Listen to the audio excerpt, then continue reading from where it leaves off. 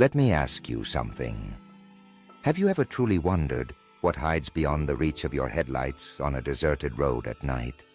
Out there, past the glow of civilization, where the dark presses against the windows and every shadow seems to hold a secret. Most people never question it. They just keep driving. But what if you stopped? What if you saw something that begged for your attention? Something that would change you forever? Tonight you'll follow the path of a police officer who did stop. And what he found? It will make you question if you ever want to be alone in the dark again. This is not a story about monsters. This is a story about something much worse. What a human can become when no one is watching. Stay with me until the end, because this mystery remains unsolved, and it might just follow you home. It was a quiet night in South Jersey, the kind that wraps around you like a heavy blanket, suffocating every sound but the hum of your engine. The officer was on routine patrol, cruising down a lonely road lined with thick woods on either side. No streetlights, no houses, just him and the creeping sense that the dark was too still. Nights like this blur together. Nothing ever happens, until something does. His headlights caught the glint of something on the roadside ahead, a faint red glow pulsing like a heartbeat. 2 taillights, barely visible through the curtain of shadows, parked awkwardly off the road where no car should be. It was enough to make his grip tighten on the steering wheel. As he pulled closer, details emerged that made the hair on the back of his neck stand up. The driver's side door hung open, swaying just slightly in the breeze, as if someone had just stepped out. But there was no one in sight. No movement, no signs of distress, only the silent threat of the unknown. The grass beneath the tires was flattened, as though the car had veered off intentionally, or been forced. Slowing to a stop, the officer flicked on his spotlight, casting an artificial daylight over the eerie scene. He intended to step out, to check if someone needed help. But then, something shifted. A figure stepped from the shadows near the car, paused for a breathless second, and sprinted into the black maw of the woods. The officer's heart raced as he watched the silhouette vanish into the trees. Instinct kicked in.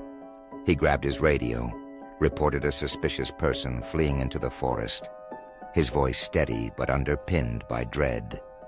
He stepped out into the night, the crunch of gravel beneath his boots sounding too loud in the stillness. His flashlight cut a narrow path through the dark, its beam bouncing off twisted branches and skeletal trees. With one hand resting on his holster, he approached the car, trying to keep his breathing steady. The deeper he moved into this scene, the heavier the air became, like walking into a room where something awful had just happened. And then, the smell hit him. Thick, putrid, the kind of stench that clings to your clothes and follows you home. Peering inside the vehicle, he expected to find someone injured or passed out behind the wheel. But it was empty, except for the overwhelming odor of decay, something far worse than an abandoned car should hold. It was the smell of death, unmistakable and suffocating. His stomach churned, but he forced himself to look closer. On the floor of the passenger side, he spotted a pile of crumpled tissues and paper towels, soaked through with a dark, sticky red. Not a spatter, not a few drops. These were drenched, saturated in blood. His mind raced, calculating what kind of injury could cause that much bleeding. But then, behind him, a soft rustling in the trees. Footsteps, spinning around, flashlight shaking in his grip. The officer shouted into the darkness, demanding the figure to come out. Silence answered him. But then, faint and low, a voice echoed back from deeper in the woods. A garbled, inhuman murmur, like words spoken through a mouthful of gravel. He couldn't make out what it said, but the sound alone sent chills down his spine. This wasn't a voice begging for help. It wasn't fear. It was something else, something that didn't belong here. His instincts screamed at him that something was deeply wrong. He called out again, offering help, trying to anchor the situation to something human. But there was no reply. Backup felt like it was miles away, and the woods seemed to grow darker by the second. Returning to the car, he radioed for immediate assistance, his voice betraying a hint of urgency now. But that smell, that terrible, clinging stench, kept pulling him back.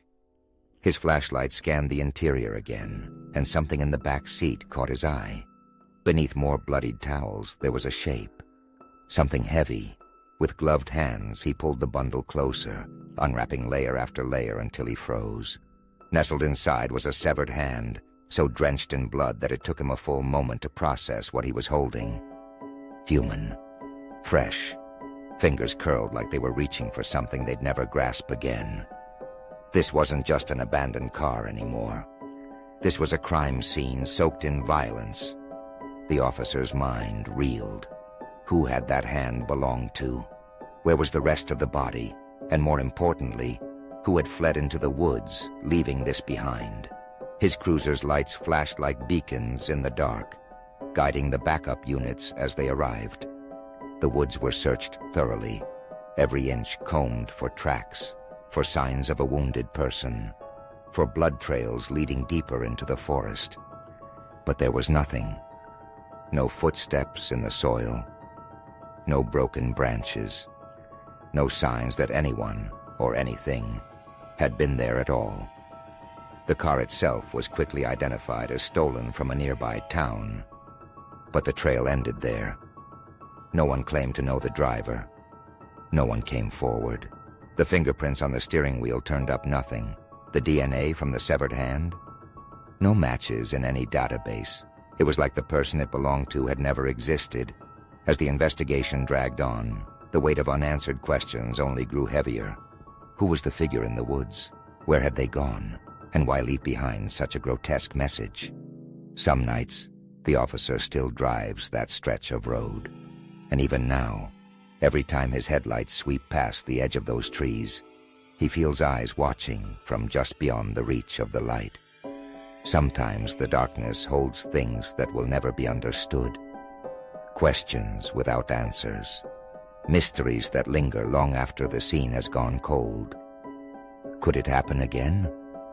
Is the figure still out there, waiting, watching, ready to leave another grotesque message behind?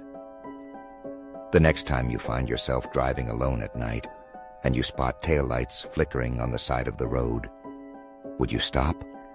Or would you keep going, leaving the shadows to someone else? Tell me in the comments, have you ever encountered something that defies explanation? And if you felt the chill of this story, like this video, subscribe to the channel and hit the notification bell for more true tales that will keep you up at night. Another haunting story is appearing on your screen right now. Go on, click it if you dare.